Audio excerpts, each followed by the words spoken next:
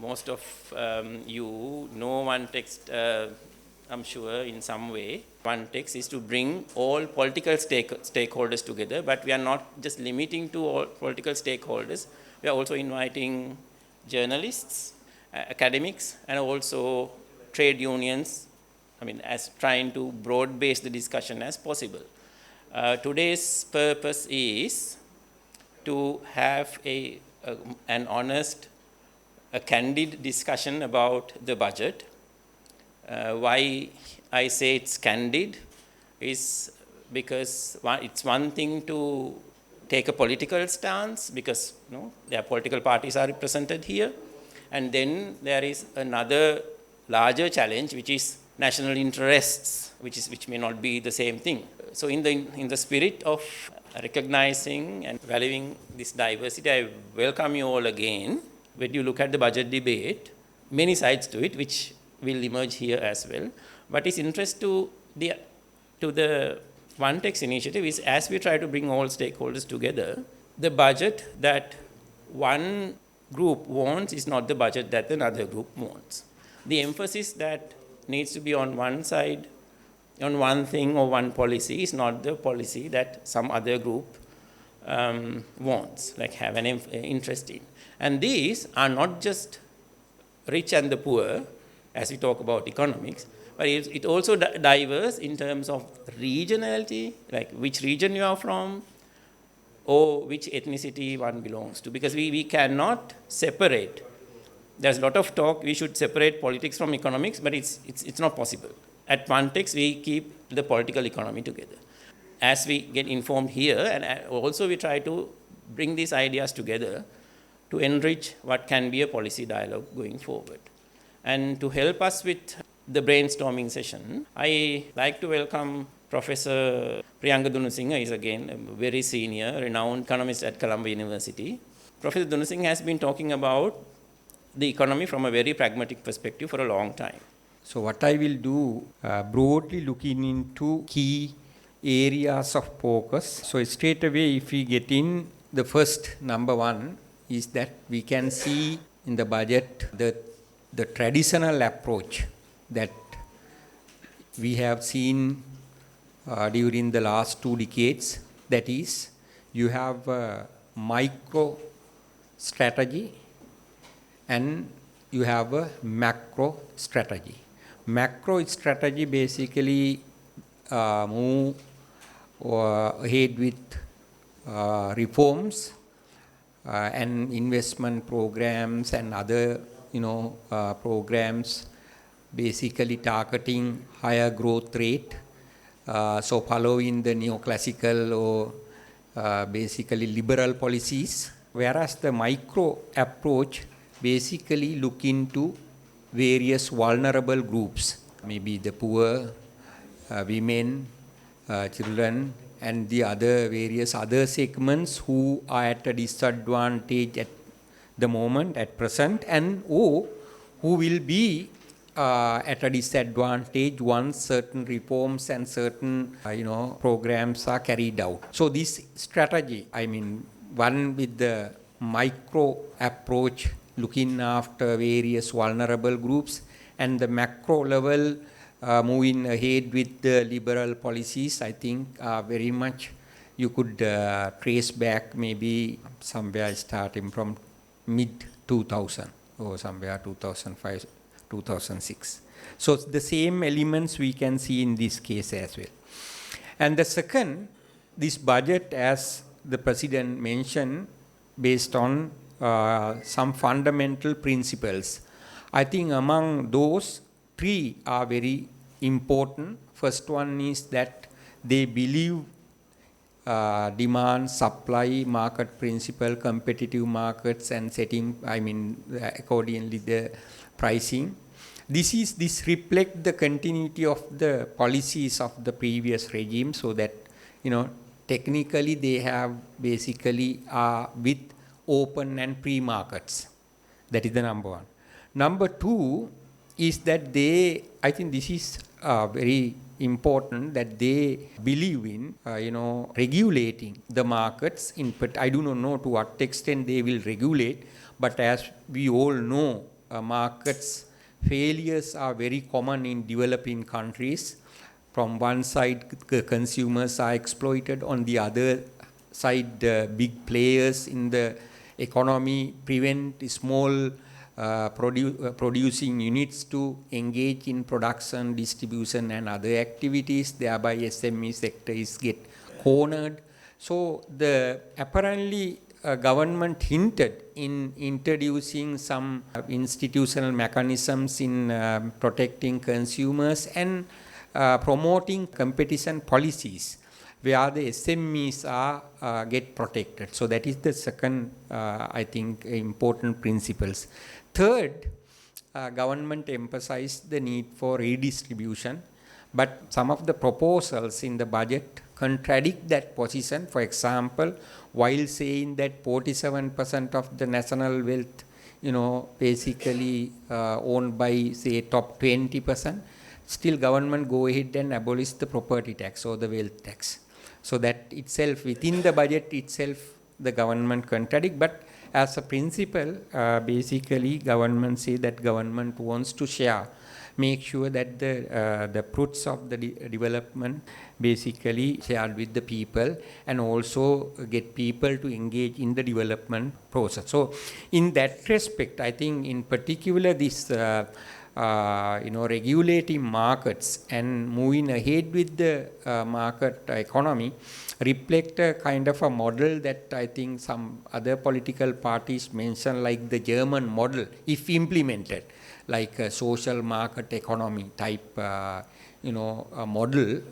I do not know when in principle that is the situation, but when it comes to implementation, what would be the case. Then the next point, and that is the second main point, is that macroeconomic framework. So government basically introduced a macroeconomic framework where government mentioned about the growth rate of 5% and about the basically the maintain low inflation and interest rates while targeting for around 1 to 2% of current account deficit in the balance of payment. That basically highlight the fact that government largely in line with the IMF framework, meeting the revenue target, meeting the primary surplus, but moving out or basically breaching the predicted level of budget deficit, because IMF predicted 5.2, whereas government has counted it as 6.7, and whereas the total expenditure. So there are some deviation from the IMF program, but still government as a principle understand the macroeconomic stability. I think that is a very key important. So the policy continuity is something that I think as a country we must be happy to have. Now in 1994 we had one policy consensus emerge with where the Chandrika Bandaranaike Kumaratunga regime, I think once elected, continued the previous policy. Then the next in the current occasion in 2024, just after 30 years, you can witness another consensus. So that means, broadly speaking, so we are somewhere as a country moving ahead with the mainstream economic policy framework. The one more point is that when it comes to revenue targets, this is an area of concern where that the government has focused more on tariff, in particular the vehicle importation, around 350 billion of revenue. So luckily we may not, the possibility is high that we may not meet that target. So then the outcome is that government may consider, as previous governments have done, basically cut down capital expenditure. That is the possibility. And the borrowing also quite high compared to what the target set by the IMF. That certainly has some implication in the financial markets and associated parameters that will have a negative impact in turn to the private investments. most of the reforms, even if government mention, are very much work in the sense not specific. For example, government say that government is planning to go ahead with the trade liberalization with some strategic partners. They don't mention, the government does not mention who they are.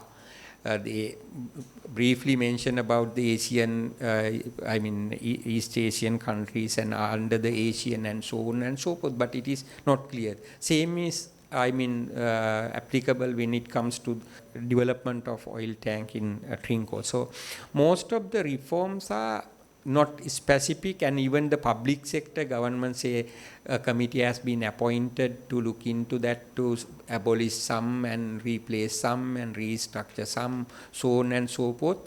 That means the possibility is high that none of those proposals to come into operations or basically implement most of those things during this year, because now it is March. Then you have around 8 months, then you have an election period, so on and so forth. So the reform process, to a large extent, the possibility is high that even if certain reforms are listed down in the budget, it is not quite clear to what extent such reforms will continue. Truly implemented within 2024.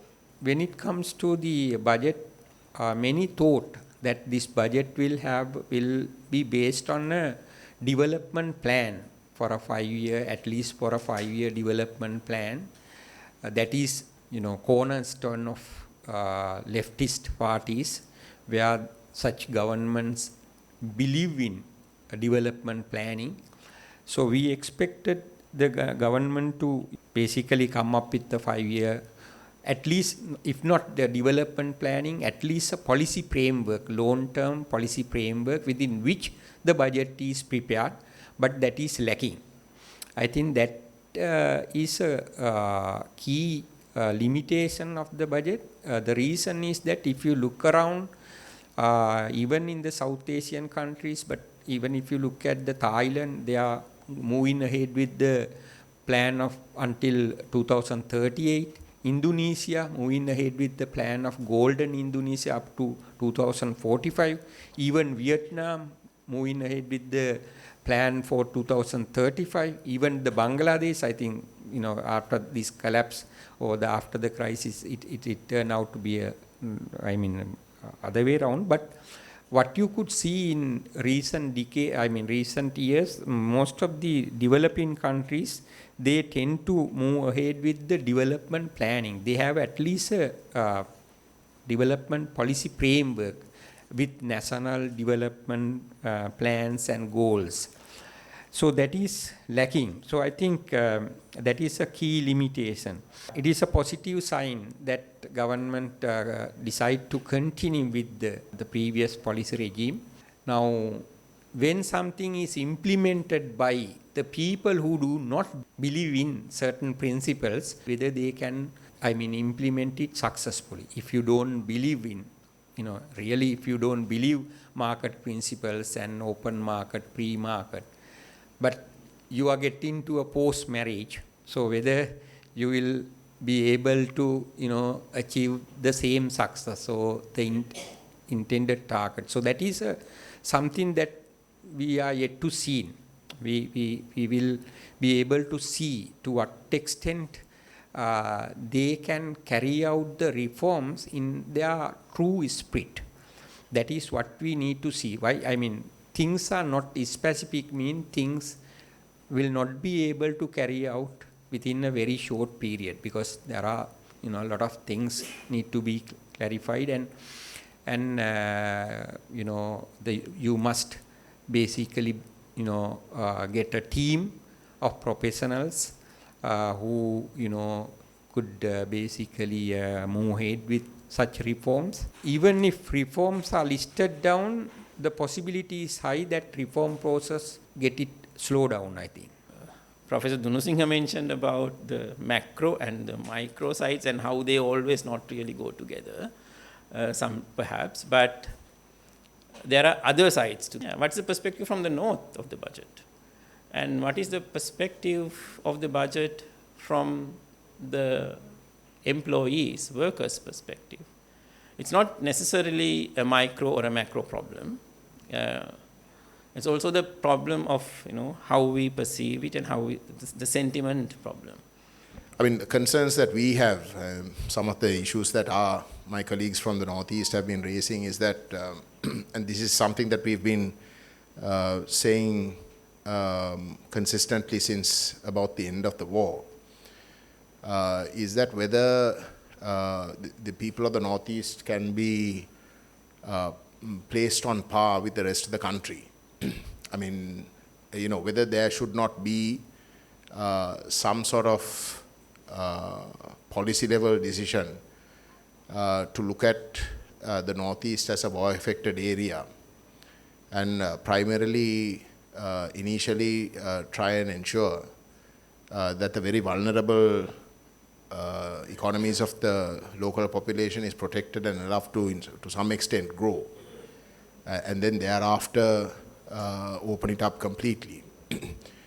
Now, take, for example, in this present budget, there have been fairly good incentives in the past for the IT field. Especially if you look at the Western Province, it has benefited tremendously. Colombo and the surrounding regions have sort of developed and used it to a very good extent. And it's a fairly good foreign exchange as well. Now, my understanding is that in this budget, those incentives are coming to an end by April. And if you look at the Northeast after the war, it is only now that that field is picking up, primarily because of diaspora interventions. People are interested, youth are increasingly looking at that field. But if those incentives are not going to be pursued with, then again there is a huge problem. So that's a classic example of why we've been trying to say that it would ideally be good if the government can have a special look at the Northeast, have a needs assessment. I think these are things that even during the 2001 peace process time, generally it was broadly agreed upon to have a comprehensive needs assessment so that you can have a holistic approach towards how you can bring up the northeastern area on par with the rest of the country. The other issues that I can immediately sort of talk about is, in general, that was the main point that I would like to make. In the course of our discussions, I'll bring out the other details. But I would just like to ask the professor. I mean, when you have a situation where the country's economy is in trouble, and you have this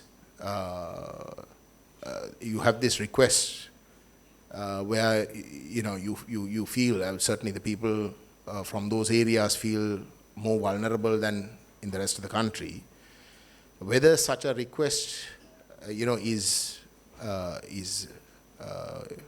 it is something that is practicable, is it something that will actually pull down the rest of the country? Because those are things that we can, as policymakers, if we are also brought up to par with, then we can at least try and explain to our constituencies as to how to go about it. But if you generally look at the last 15, 16 years, I think the disillusionment amongst the Tamil people in particular is that very feeling that that they can't compete, and that nothing has been done to try and specifically address their situation, where they, to a great extent in every aspect, at the bottom of the ladder. If you take GDP, for example, the Northern Province is the last. It's 15, 16 years after the war. Generally, everybody talks of people in the Northeast, in the past at least, have been quite industrious, but no, it's not picking up. And the feeling is that there is no hope, and then they feel that they have to leave. So something has to be done to try and address that. I was wondering, given the disastrous economic situation that the country faced, because we also must not be unreasonable in what we do, in the sort of positions that we put forward. That is something that I would like to get a feedback on. Thank you. රජය මේ මැතිවරණයට පෙර කියපු වැදගත් කාරණයක් තමයි රාජ්‍යයේ දේශපාලකින්ගේ නාස්තිය දූෂණය විසින් තමයි මේ වියදම් වැඩි වෙලා තියෙන්නේ. ඒ නිසා යම්කිසි ආදර්ශයක් ලබා දුන්නොත් මේ වියදම් පාලනය කරලා රට ඉදිරියට යන්න පුළුවන් කියලා. ඒ වගේම දැන් යම්කිසි ආදර්ශයක් ලබා දෙමින් තිබෙන බව අපිට පේනවා. නමුත් මේ අයවැයට අනුව රජයේ වියදම් පසුගිය වසරට වඩා ට්‍රිලියනයකින් බිලියන් 1000කින් වැඩි වෙලා තියෙනවා. ඒ කියන්නේ මේ පුජ්‍යලිකමය වශයෙන් ලබා දෙන යම් ආදර්ශයන්ගෙන් මේ අභ්‍යන්තර බලගතු ප්‍රශ්නේ විසඳන්න බැරි බව තමයි ඒකෙන් පෙන්නලා තියෙන්නේ. ඒ කියන්නේ ප්‍රශ්නේ අභ්‍යන්තරය හරය I mean the core issue has not been identified. ඒකයි ඒ කාරණයට හේතු වෙලා තියෙන්නේ. ඒ වගේම එතුමා කිව්වා වගේ අනිවාර්යයෙන්ම ප්‍රාග්ධන වියදම් නම් ඔය 1300 ගාන කෙරෙන්නේ නැහැ. ඒක කප්පාදු කරන්න වෙනවා. ගිය අවුරුද්දෙත් අපි දැක්කා ඕක 800 ගානකට අඩු වුණා. ඒ විදිහට අඩු කරගන්න වෙයි.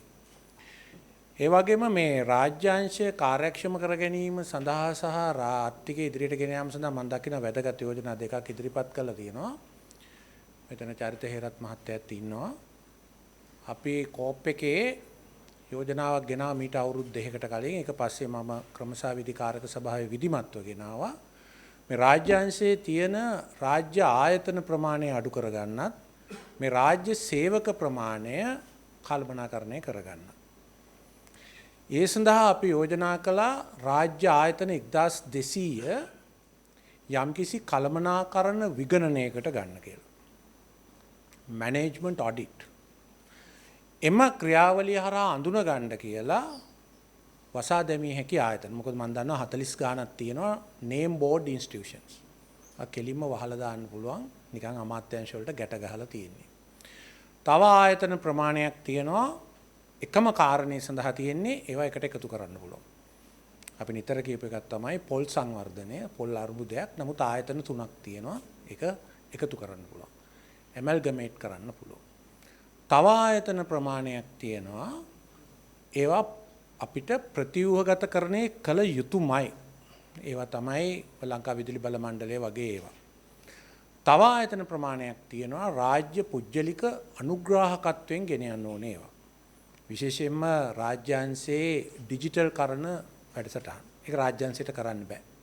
ඒ වගේ තවත් ආයතන ගණනාවක් තියෙනවා. ඒක රාජ්‍ය පුජ්‍යලික ඒකාබද්ධතාවයෙන් කරන්න ඕන. තව ආයතන ප්‍රමාණයක් තියෙනවා පුජ්‍යලීකරණය කළ යුතු. දැන් මේ අයවැය එක තමයි බිලියන 20ක් ශ්‍රී ලංකන් එකට දාපු එක. ගිය අවුරුද්දේ ඩොලර් මිලියන් 500කට වැඩි ප්‍රමාණයක් ශ්‍රී ලංකන් එකේ ණය රටේ භාණ්ඩාගාරය අවශෝෂණය කළා. ඉතින් මේ පාරත් තව බිලියන් 20ක් දාලා තියෙනවා. ඉතින් මේකට ආයෝජකයෙක් එයිද නැද්ද මම දන්නේ නැහැ. නමුත් සෑම පුජ්‍යලෙම රුපියල් 1000ක් මේ අවුරුද්දේ දෙන්න ඕනේ මේ ශ්‍රී ලංකන් එක ගෙනියන්න. ඉතින් ඒ වගේ ආයතන. ඉතින් මේ වගේ ක්‍රමවත් ක්‍රියාවලියකින් තොරව කරන්න බෑ. නමුත් අපි දන්නවා මම දන්නවා මට වාර්තාවක් දුන්නා මහා මුදල් අමාත්‍යාංශයෙන් මෙවැනි ඔඩිට් එකක් කරලා තියෙනවා. ඒ අනුව ඔබතුමා කිව්වට මේක මේ අවුරුද්දේ ඉඳන් ක්‍රියාත්මක කරන්න පුළුවන් වෙයිද කියලා ඒගොල්ලන්ට කරන්න පුළුවන් because they have already have that kind of management audit. They have already identified all these name board institutions, those who can be amalgamated into one, or some institutions they have already identified to be privatized and some institution to be restructured. ඒක ඔක්කොම they have already identified all these things, and it's a comprehensive report done by the finance ministry. ඉතින් ඒක තියන්නේ ඒක දැන් අර ඔබතුමා කිව්වා වගේ ඒකට එඩිතරකමක් ඕනේ ඒක ක්‍රියාත්මක කරන්න. ඊළඟට මම දකින්නේ මේකේ තියෙන වැදගත්ම යෝජනාව තමයි මේ ඩිජිටල් කරණය. ඒ සම්බන්ධයෙන් දැන් 2014 ඉඳන් වැඩ ගොඩක් කරලා තියෙනවා. ඒ වගේම මහ බැංකුවෙන් ක්‍රමවත් යෝජනාවක් ඉදිරිපත් කළා තියෙනවා මේ රුපියල කරා යන ක්‍රියාවලිය. ඉතින් එම ක්‍රියාවලියත් එඩිතරකමක් අවශ්‍යයි. කටකතා වලින් කරන්න පුළුවන් එකක් නෙවෙයි. අපේ ක්‍රමසාවිධි කාරක සභාවෙන් අපි ඒකට ලබා දීලා තියෙනවා පියවර ගණනාවක් ඒ දක්වා යන්න. අර යුනික් ඩෙන්ටිෆිකේෂන් නම්බර් එකක් එහෙම නැත්නම් අනන්‍ය අංකයක් අපගේ සියලුම පෞද්ගලික ලිපිගොනු සඳහා එක අංකයක්. ඒක තමයි අද ලංකාවේ තියෙන ලොකුම ප්‍රශ්නේ. ඩෙන්ටි කාඩ් එක, පාස්පෝර්ට් එක, ඩ්‍රයිවිං ලයිසන් එක, බැංකු ගිණුම, ඔප්පුව, රියදුරු බලපත්‍ර, මේ සමාන මේ වාහන බලපත්‍ර මේවනාදී අපේ තියෙන පුජ්‍යලික දේවල් සඳහා ඒවා සියල්ල හරහා යන තනි අංකයක්. මේවා මේ ලංකාවේ ඩිජිටල් කරණය වෙලා නැහැ කියන්න බෑ. මේවා ඔක්කොම සයිලෝස් ඩිජිටල් කරණය වෙලා තියෙන්නේ. ඩෙන්ටි කාඩ් ඔෆිස් එක ඩිජිටල් කරණය වෙලා තියෙන්නේ, පාස්පෝර්ට් එක තියෙනවා. මේ ඔක්කොම වෙලා තියෙනවා. නමුත් අනන්‍ය අංකයක් නැහැ. The unique identification number must be there. ඒක කරන්න ඕනේ. ඒක තමයි අපේ ඩෙන්ටි කාඩ් නම්බර් එක. හැබැයි ඒකට මම දන්නා උදාහරණයක් ඇරෙට ගත්තොත් IRD එක විරුද්ධයි ඒකට. ඒගොල්ලෝ ඒකයි අර ටින් නම්බර් කියලා එකක් වෙනම අඳුරලා දීලා තියෙනවා. ඒගොල්ලෝ ඒකට විරුද්ධයි. ඉතින් ඕක තියෙන ඔය ගැටලුව. ඒක කරන්නම ඕනේ. ඊළඟට මේ ආයතන අතර අන්තර් සම්බන්ධය. එහෙම නැත්නම් interoperability between the government and other institutions. ඒක නෑ. ඒක තමයි ලොකුම ප්‍රශ්නේ. මේ දත්ත ෂෙයා කරන්න, දත්ත සම්බන්ධ කරගන්න එහෙම ක්‍රියාවලියක් නෑ. ඒ වගේම අර ඉන්දියාවේ වගේ හෝ වෙනත් රටවල කරලා තියෙනවා වගේ ලංකාපේ කියන platform එක as a unified payment interface. ඒතර සියලුම ගණදෙනු මුදල් වලින් නැතුව ක්‍රමයෙන් QR වේවා ක්‍රෙඩිට් කාඩ් වලින් කරන ඒවා වේවා ලංකාපේ එක වයින් කරලා රුපියල කරා යන එක. මොකද ලේසි වැඩක් නෙවෙයි. මම විශ්වාස කරන්නේ මේ පුජ්‍යලිකාංශයේ විශේෂයෙන් මේ conflict of interest එකක් තියෙන ආයතනයක ප්‍රධානීන් එක්ක මේක කරන්න පුළුවන් කියලා. මේකට ඇත්තටම UNDP එක World Bank එක පැහැදිලි වැඩපිළිවෙලක් ලංකාවට ඉදිරිපත් කළා තියෙනවා. එවැනි ආයතනයක රැකවරණය යටතේ මේක කළ යුතුයි කියලා මම හිතන්නේ. එහෙම නැත්නම් මේ දත්ත අනාගතයේ වෙනත් තැන්වල වෙළඳාමට පාවිච්චි වෙන්න පුළුවන්. ඔය අර මේ ඇමරිකාවේ ඩොජ් එකටත් එල්ල වෙලා තියෙන චෝදනාව ඒකයි. ඊට සමාන චෝදනාවක් එල්ල වෙන්න පුළුවන්. ඒ නිසා මම හිතන්නේ මේ යෝජනාව ඉතාම වැදගත් බලගත් යෝජනාවක්. හැබැයි මේක පාර්ලිමේන්තුවේත් සාකච්ඡා කරලා තියෙනවා. ඊට කලින් කරලා තියෙනවා. මේ අභියෝග ජයගත්තොත් මම හිතනවා ඔය රෙවෙනියු ටාගට් එක 50%කින් විතර නගන්න පුළුවන් කියලා. මොකද IRD එකේ තියෙන සමීක්ෂණ වාර්තා වලට අනුව ලංකාවේ 50%ක් විතර ඝන දෙනු ඒවට බදු අය වෙන්නේ නැහැ. ඒවා හැංගිලා තියෙන්නේ. ඒවා මුදල් වශයෙන් කරන්නේ අත යටින් කරන්නේ ඒකයි. ඒ වගේම මේ ළඟදී ඇවිල්ලා තියෙනවා එක්ස්පෝර්ට් සර්විසස් ටැක්ස් එක. ඕක ගැනත් අපි සෑහෙන්න කතා කරලා තියෙනවා. මෙතන වර්ග දෙකක් තිබුණා. එකක් විදේශගත ඩිජිටල් සේවාවන් ලංකාව තුළ ක්‍රියාත්මක වීම. අපි ගත්තොත් Facebook, YouTube වගේ ඒවා. ඒවා මේකෙන් ටැක්ස් කරන්න බෑ. දැන් OECD එකේ තියෙනවා අපි අර තියෙනවා ඒ දිත්ත කුළුණු කියලා සංකල්පයක්. ඒකේ 15%ක ටැක්ස් එකක් තියෙනවා. ඒක ඇත්තම රටවල කරන්න පුළුවන්. මේ රටේ කරන්න පුළුවන්ද කියන එක අපි විමසලා බැලුවා. දේශීය ආදායම් දෙපාර්තමේන්තුව බොහොම පැහැදිලිව කිව්වා අඩුතරමින් Uber එකවත් ඒගොල්ලෝ ටැක්ස් කරන්න බෑ කියලා. ඒක තමයි ඔවුන් අපට කියපු දේ. දැන් මේ කරන්න යන්නේ ලංකාවෙන් පිට පරිභෝජනය කරන දත්ත සේවාවන් වලට බදු අය කරන එක. ඒක තමයි කරන්න යන්නේ. ඒකෙදි කොච්චර ධෛර්යයක් වෙයිද මේ දැනට මේ සේවාවන් කරගෙන යන අය ඒගොල්ලෝ වෙන ක්‍රමවේදවලට අපි දැක්ක ඇපිට් ටැක්ස් එක මග අරින්න ගත්ත උපාය මාර්ග මේක ඊට වඩා ලේසියෙන් මග අර යන්න පුළුවන්. අවසානයේ මේකෙන් අධෛර්යමත් වීමකට අමතරව බදු ප්‍රමාණවත් නොලැබී යන්නත් පුළුවන්. ඒ ගැන තමයි කියන්නේ. බොහොම ස්තුතියි. There's regarding the budget, there's a 1/3 of the capital and 2/3 of the recurrent. Actually, I don't know, the economist, there's express. My understanding is equal way capital and recurrent is to balance to develop the economy in the country. And also in the overall, our political view is that there's an investment or not only belong to the revenue from the taxes, we have to invite the investor from the outside, our countries. There's no freedom or there's no feasibility to the investor to invest in the country, because our stability of the political is very important. I am not going to different direction. Anyhow, there is a lot of foreign investors or diaspora ready to invest in the Sri Lankan investment and to develop the economy. Anyhow, there is a limitation of the assurance is there. There's a future stability is not well established. Our expectation is parallel to the budget, to the establish our political assurance is very important. Even provincial level, if there is any provision to the financial authority, we have to invite a lot of investors. We have able to bring them to develop our economy. And also, another part is the digital economy. There's our honorable previous member said, there's a very important part to prevent the corruption and everything, and to establish that part, initiate this budget. Overall, and some part in the health and education, the overall there's a importance, there's a assurance the government. Anyhow, there is our expectation on behalf of the Northern East to, after the 30 years to establish, we have there's a demolish our economic part to we can't contribute in the state, so our GDP contribution also very low due to the board. So that assurance also not established this budget. So overall economical way some level of stability is there. Anyhow, to develop our economy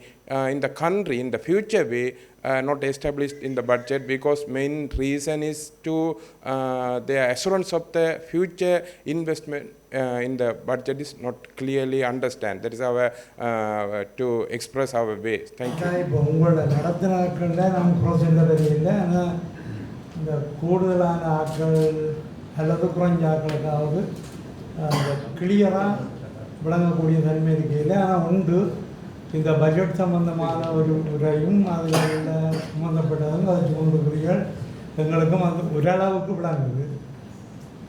48ஆம் ஆண்டில் இருந்து பார்த்தால் இலங்கையின் ஆட்சி இந்த வரவு செலவு திட்டங்கள் மிக மோசமாகத்தான் ஒவ்வொரு பாராளுமன்ற காலத்திலையும் வந்திருக்கின்றதை யாரும் மறக்க முடியாது. ஏனென்றால் ஆரம்ப காலகட்டத்தில் அமெரிக்க டாலர் இருந்த நிலைமையும் இன்றைக்கு அமெரிக்க டாலர் இருக்கிற நிலைமையும் எப்படி என்றதை நீங்கள் பார்க்கணும். இப்போ நான் சொல்கிறது உங்களுக்கு இந்த சம்பவத்துக்கு பொருத்தம் இல்லாமல் இருக்கோ அல்லது பொருத்தமாக இருக்கோன்னு எனக்கு தெரியாது. ஆனால் இனவாத கருத்துக்களை நெடுக சொல்லி வர்றதில் மட்டும் ஆட்சியாளர்கள் மிக திறமையாக இயங்கி வந்திருக்கிறார். ஆனால் ஒரு விஷயம், நான் சொல்கிறதை யாரும் தப்பாக எடுக்க வேண்டாம். விடுதலை புலிகளின்ற காலகட்டத்தில், நான் இந்த உண்மையை சொல்லணும் தான் சொல்கிறேன், காலகட்டத்தில் பொருண்ணிய மேம்பாட்டு நிறுவனம் என்ற ஒரு நிறுவனத்தை ஆரம்பித்து உற்பத்திகளை பெருக்கி கொண்டு தான் வந்தது. உற்பத்திகளை பெருக்கி கொண்டு வந்து இந்த சரியான இலக்கை அடைகிற காலத்தில் அந்த உற்பத்திகள் பெருக்கப்பட்டு ஒரு நாடு வளர்ச்சி அடைகிற தன்மைக்கு இருக்கணும் என்ற ஒரு கணிப்போடு வந்தது. அது ஏன் இங்கே இவ்வளோ காலமாக செய்யலை? இப்போ எல்லாத்துக்கும் வெளிநாடுகளில் தங்கி இருக்கிற நிலைமையண்டு வரையக்கில்ல எங்களுடைய பொருளாதாரம்ன்றது சரியான வீழ்ச்சிக்கு தான் வருது.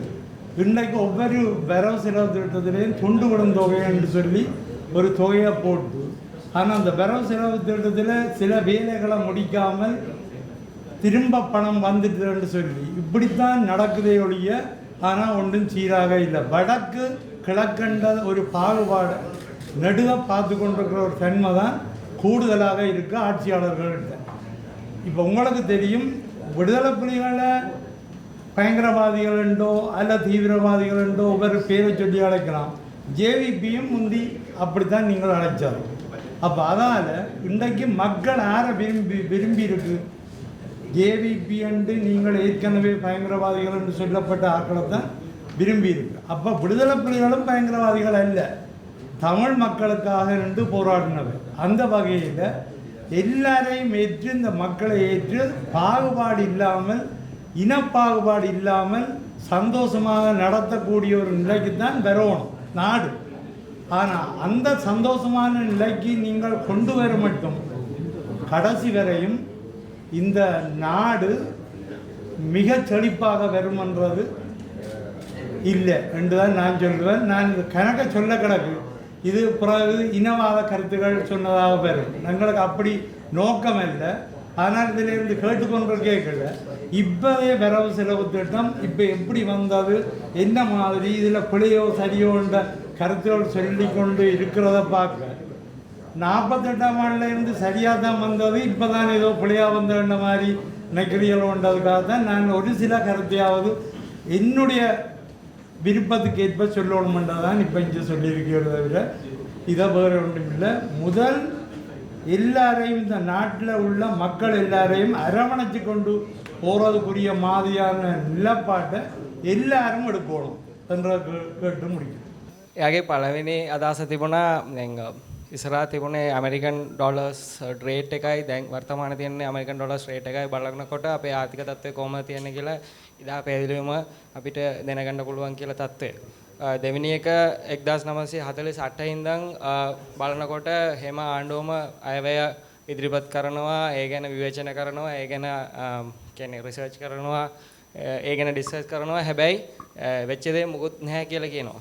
ඊට පස්සේ කිව්වා මේ LTT කාලේදී LTT කාලේ අර ඒගොල්ලෝගේ වෙනම රාජ්‍ය කියලා සංකල්පය තිබිච්ච කාලේ ඇතුළත් ඒගොල්ලෝ ඉකොනොමි යුනිට් කියලා වෙනම යුනිට් එක හදලා ඒකට රෝඩ් මැප් වගේ තව ප්ලෑන් එකක් හදාගෙන ඒ ගැන වැඩ කරගෙන ගියාලු. හැබැයි ඒගොල්ලන්ට වෙනම නම වලින් පරිවර්තනය කරන්න පුළුවන් රස්තාවාදී කල්ලිය හෝ මේ වගේ.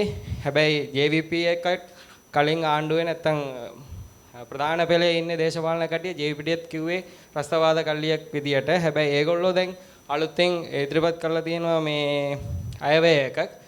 ඒකත් බලපුවාම ඒකත් තියෙනවා බජට් ඩිෆිෂියට් එකක්. ඉදා මේ ගොඩක් ඩිෆිෂියට් එකක් වැඩි වෙලා තියෙනවා. ඒ ඩිෆිෂියට් එකක් උනේ හිටපු ආණ්ඩුව කරපු වරදක් සහ ඒගොල්ලන්ගේ වැරදි පූර්වාසය අරගෙන තමයි ඒගොල්ලෝ දිගින් දිගටම ඉදිරිපත් කරපු අයවැයෙන් තමයි මේ වගේ වෙලා තියෙන්නේ. එතකොට කලින් වෙච්ච අඩුපාඩු ටිකක් සහ මේ ෆෝල්ට් ඔක්කොම දැනගෙන රටේ විදියට මිනිස්සු ඔක්කොම එක විදියට කියන්නේ ඩිස්ක්‍රිමිනේට් නැතුව ඔක්කොම මිනිස් ජනතාව එකට තියලා අයවැයක ඉදිරිපත් කරන්න ඕන කියලා යෝජනාව තමයි අය කරන්න කියලා කියනවා. Does it mean that presently we have an unregulated economy? I believe that the most parts of the economy are being regulated now. If you look at transportation, we have the National Transportation Commission. If you look at the telecommunication industry, we have the TRC to regulate that. If you look at the importation of medicine, we have NMRA or something like that. And for the higher education, of course, it is becoming an industry. You have the UGC. So I am asking, what are the new areas or major areas to be regulated in our economy, or the government is just saying something not very much applicable to the economy? I think it is very important that Professor mentioned that there is a internal kind of conflict within this budget.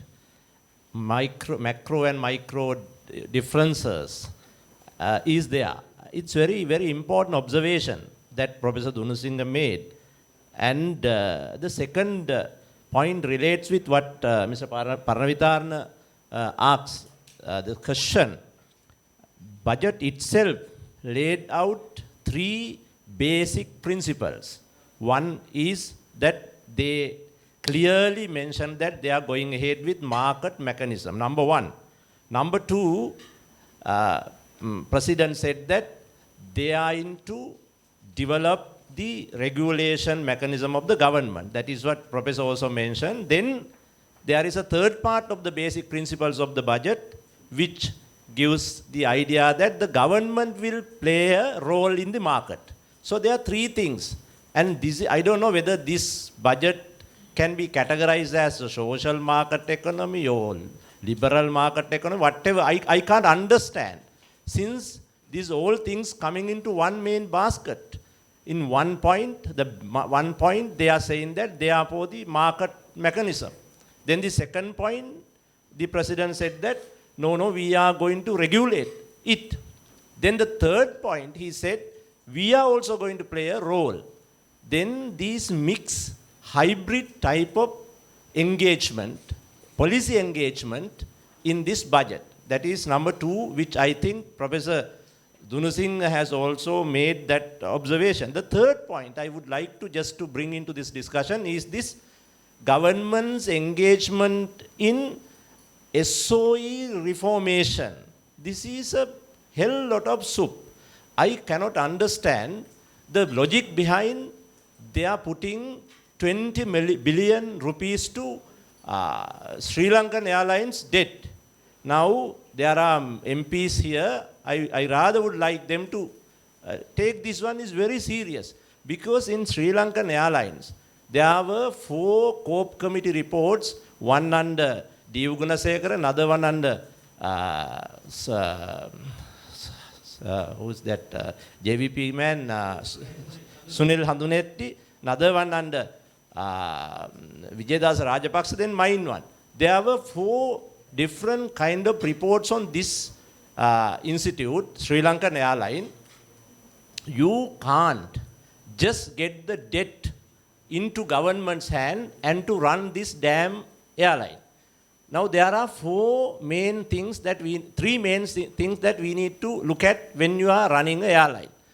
Number 1 is the capital infusion. Number 2 is the debt, if it is so. Then the operation profit. Now this government is saying that the airline, the Sri Lankan airline management said that it is operationally profitable. So, it may be so. But unless and until you look at the capital infusion, you can't run an airline like this. So this is utter waste and disaster, which I can't understand what was the principle that they have taken this decision to get over 20 billions debt into government's hand, which is, I think, completely irrational. So these are the kind of observations that I could make. First, I think with respect to economic disadvantage in North and East, certainly I think it is quite clear its development level is 20 to 30 years behind the rest of the country. I think it is quite clear. How to get this converge with the rest of the part of the country, I think that need to be looked into through a national planning. That is why I always emphasize for a need for a planning. Then you have some national objectives, and against that you look into each sector. Now we say that we go for a education policy, a health policy, or export strategy, so on and so forth, but without a certain targets. As I mentioned, certainly the 2 areas are behind the rest of the country, and so need special attention, whether it is in a crisis or outside the crisis. So how to get it converge with the rest of the part, actually that need a kind of a comprehensive planning, regional planning. So that is missing, and at the same time I think it is true that it is a disadvantaged position, but at the same time that the level of development also provides certain opportunities if we can integrate with the Indian market. Certainly that some cost advantages and other advantages are there, because 2 areas are very much closer to the Indian and Tamil Nadu markets, and also culturally you share a lot of, common things. So that certainly you can turn it to be a kind of opportunities, even though you are behind the rest of the country. So I think we need to tap this close proximity and enhance the economic ties with the neighboring countries. That is the way forward, I think, need to look at. Then with respect to market regulations, I think over-regulation is the one that we can see, and the regulatory failures, even if you take just simple, take the private bus. You see, there are rules and regulations set aside, issuing tickets and the size of the seats and, various things. But what is going on? Entirely, 2-person cannot sit in the seat. I mean, I don't want to go into any other detail. Very simple, that in a private bus, you cannot simply, 2-person cannot sit in the seat. That the size. So from that and beyond all other areas, what we have seen is that the market has failed. I mean, market has failed means market provide the particular good or service, but may not be to the expected quality and expected price and so on and so forth. How the other countries have basically achieved the quality, maintain fair prices, so on and so forth, through efficient regulating the market. Even if you take the countries like Germany and some other, even in Japan, I mean, there are certain values maintained in those societies in addition to rules and regulations. But certainly in the context of Sri Lanka, government must play a efficient role in regulating markets in a proper manner. Even if you take education, health and all the areas, you have the relevant government agencies but do not function well.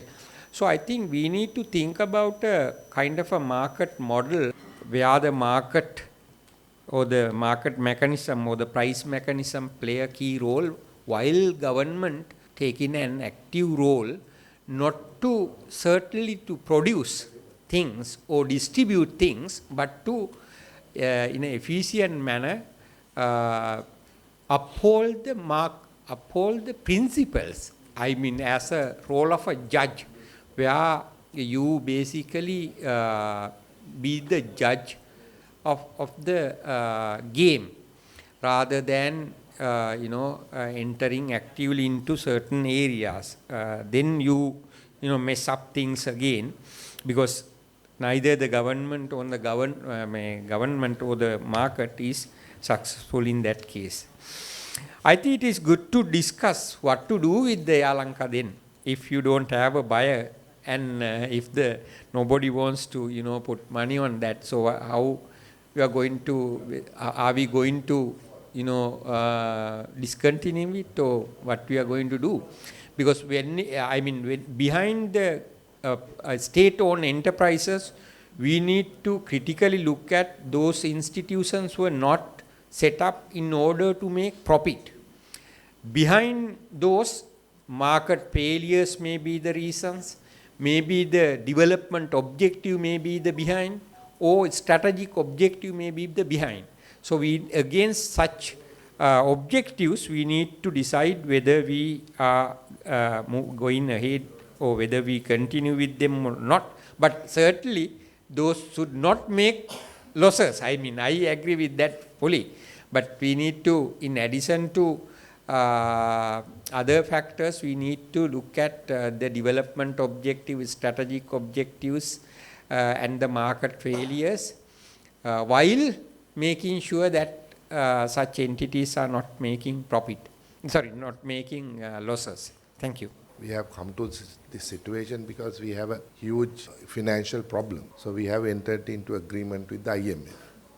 So we have to repay our debts starting from 2028.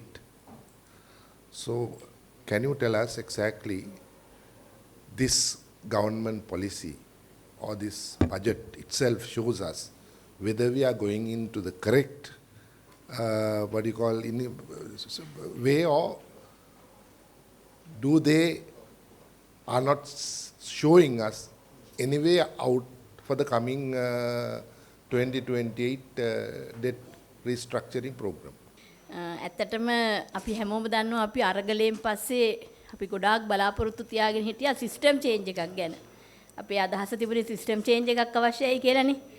ඉතින් මේ අයවැය තුලිනුත් මං හිතන්නේ system change එක වෙනවා කියන එක රාජ්‍ය සේවයේ ලක්ෂ 80ක් මේ වැඩ කරන ජනතාව ලක්ෂ 80ක් ඉන්නවා. ඒකෙන් රාජ්‍ය සේවයේ ලක්ෂ 14ක්. ඒ ලක්ෂ 14න් 80ක් ඡන්දෙ දුන්නේ මේ රජයට. ඒකෙන් බලාපොරොත්තු වුණා හුඟක් අය තමන්ගේ පඩියට වැඩිය මොනවා හරි දෙයක් මේ රටට වෙයි කියලා. හැබැයි අපි දැක්කේ නෑ මේ අයවැය තුල එහෙම සාධනීය තත්ත්වයක් තියෙනවා කියන එක. මේ සිස්ටම් චේන්ජ් එකේ බලාපොරොත්තුව මේ වෙනකොට සුන් වෙමින් යනවා කියන එක තමයි අපේ කියවීම.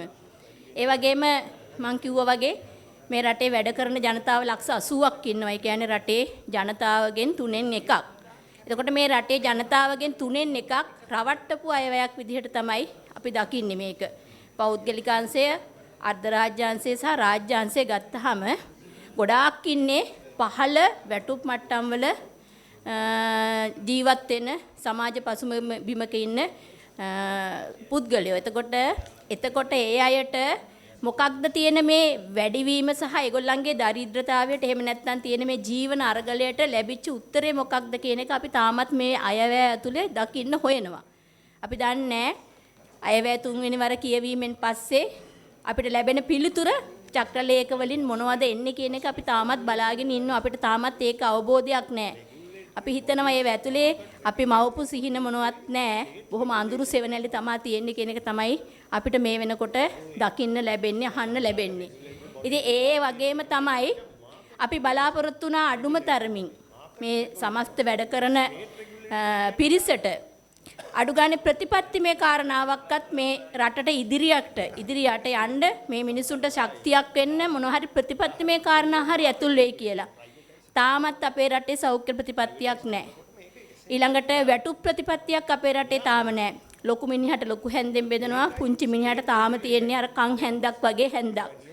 එතකොට අධ්‍යාපනයේ ප්‍රතිපත්තියක් නැහැ.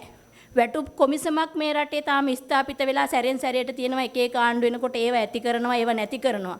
මේ වෙනකොට වැටුප් ප්‍රතිපත්තියක් නැහැ. වැටුප් මේ කොමිෂන් එකක් පිහිටවලා නැහැ. ඉතින් අපි අයවැය තුලින් දැක්කේ බොහොම අර බැලුම් පුවලයක් පුම්බලා මොනවා හරි ලියවිල්ලක අකුරු ටිකක් ඉලක්කම් ටිකක් උඩයට මාරු කරපු දෙකක් විතරයි. ඒ ඇරෙන්න සමස්ත රාජ්‍ය සේවයෙන් 80ක් ඡන්දෙ දුන්නා. හැබැයි ඒ 80ම දැන් ගණනය කරලා කියන්න පුළුවන් මේ ලක්ෂ 68න් ඡන්දෙ දීපු රාජ්‍ය සේවකයෝ මේ වෙනකොට අති බහුතරයක් අනිත් පැත්ත හැරිලා ඉන්නවා කියන එක අද ඔබ දකින්න ඇති. පහුගිය කාලෙක මහා විශාල ආందోලනයක් සිද්ධ වුණා තරුණ සේවා සභාවට හෙදියෝ ගිහිල්ලා මහා විශාල සම්මන්ත්‍රණ කරලා අපේ ජනාධිපතිතුමා රජ කරවන්න කොච්චර දැගලුවද අද ඒගොල්ලොම මහා පාරට බැස්ස දවල් 12 වෙනකොට. එතකොට අද මහ බැංකුව ඉදිරිපිට විශාල උද්ඝෝෂණයක් තිබුණා. ඒ මම හිතන්නේ ෆිනෑන්ස් කම්පැනි එකක මොන හරි මුදල් වගේක් මහ බැංකුවේ රඳවගෙන ඉන්නවා ඒවා ඒගොල්ලන්ට නිකුත් කරන්නේ නැහැ කියලා. ඊළඟට මේ අපේ පරක්කුව තියෙන්නේ රාජ්‍ය සේවයේ සමස්තයක් මේ වෙනකොට එක් වෙමින් ඉන්නවා. අපිට ජීවත් වෙන්න බෑ, අපිට මොන හරි දෙයක් ලැබෙන්න ඕන. මේ අයවෙන් අපිට ඒවා මුකුත් නැහැ කියලා. ඉතින් රාජ්‍ය සේවකෙක් විදිහට අපි දකින අයවැය පුස් ලියවිල්ලක් විතරයි කියන එක තමයි මට කියන්න තියෙන්නේ. Actually, the thinking process in the south and the north and east, it's a little bit different. So because, we think keeping our mind in the, past 30 years and all. So actually, the government is always talking about productivity economy. But from the north and east part, that point of view, they have not allocated much money or less money to achieve the goal.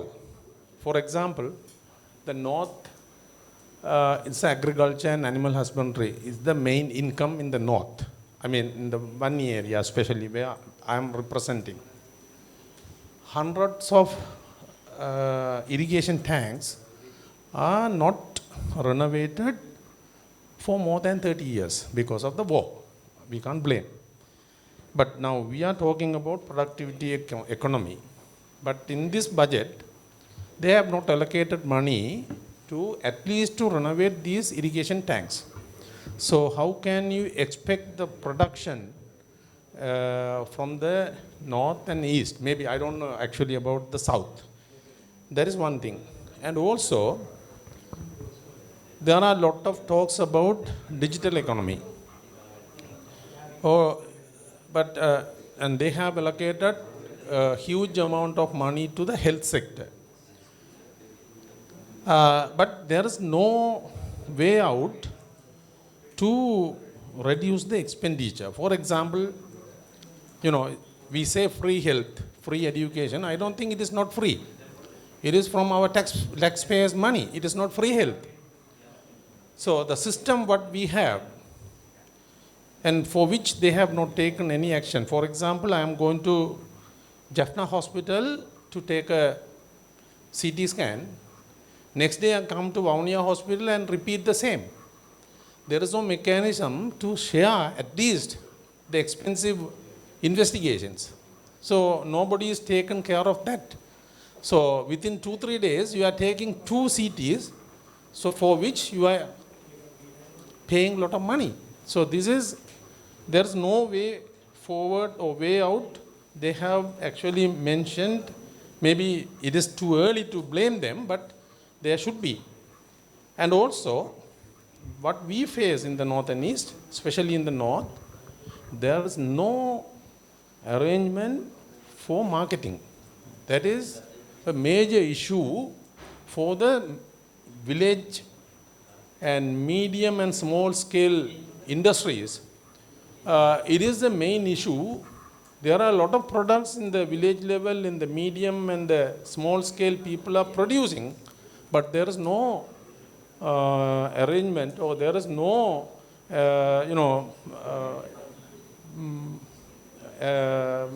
marketing facility. For example, papaya in my district, it is very famous. The red papaya is very famous. It is so expensive in Colombo, but our farmers, they are not even to sell it for 15 rupees per kilogram. So the buyers from the south, they select the papaya fruit for one serving. It is around 1 to 1.5 kilogram. If it is more than 1.5 kilogram, it goes up to 3.5 kilograms. One papaya unit is. Just they are throwing. There is no small scale, medium scale industries even to make use of the bigger papaya for jam or any other purpose. Just they are throwing. So how can we talk about the productivity economy? So the government must, I'm repeating, it is not blaming them. Maybe it is too early to blame them. Maybe next year we can blame them. But this is actually, there is think about what is the actual ground problem in the north and east. In that point of view, I am looking this budget. So one thing we have to do is, there should be a baseline survey or a need assessment to analyze from each and every sector to have at least a 3-year strategic plan to plan for it. Today, in a consultative, ministerial consultative committee meeting, one of our MP from Jaffna, Mr. Honorable Sridharan, was raising a question. Last budget, for Punahari town development, they have allocated 500 million rupees. Then he questions what happened to that 500 million money. Then the UDA chairman, probably UDA chairman or DG, was answering, we don't know. We don't know.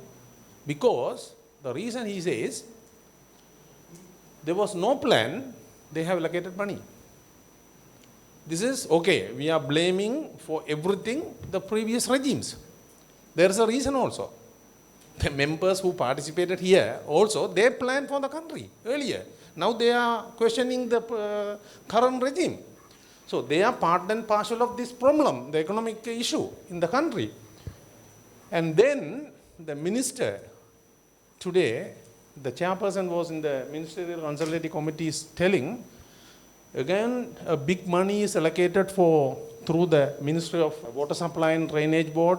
It is under the Ministry of Urban Development, I think, Urban Development. Huge money is allocated for Anuradhapura, again this year, without any plan. So now they have to, the UDA, they are taking initiatives what to do with this 500 million or 1,000 million Sri Lankan rupees. Now they have allocated money to develop access roads in the north. Without production, why are you developing the road? You are putting unnecessarily not to travel without shaking the roads, developing the roads for selling your products. That is the main reason, I think, the point of economic point of view. So without any production, without supporting production, without marketing facilities, why are you spending so much of money for access roads? I think that is what I mentioned also. We need the development plan, and we need to align our policies, the sectoral policies and public investment program and the other incentive to that particular development plan. Without that, I mean, how come the Anuradhapura become such a priority within a 1 year? Something is very clear. I think even for example, education, now we say that, okay, we have put this much to education, this much to health. But personally, I don't think that education should be the priority at this stage, today's context.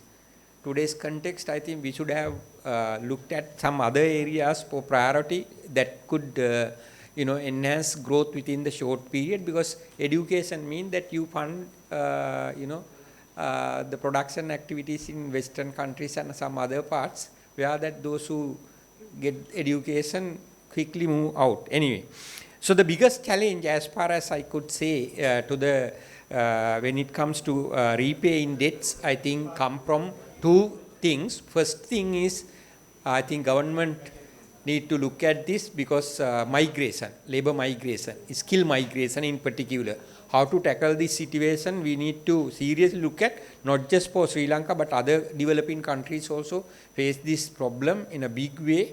I don't know whether the changing global environment may have at least some sort of a barrier on that. The second thing is, even though government decide to continue with the previous regime policy framework, will be a kind of a forced marriage. So I don't think that that will be an easy one, and that will be a productive one. So the babies you should not expect immediately, and the reforms will not be carried out in their true spirit and with true speed, and certainly the economic transformation will not take place here. Without economic transformation, I don't think that we can transform this low productive economy to a high productive one, because resources are trapped in various low productive activities, both in the production and the services and agriculture. So unless you untap it through radical policy changes, we are in this low equilibrium trap. So that depending on whether we get an external shock, and the size of that will certainly determine our fate. Thank you.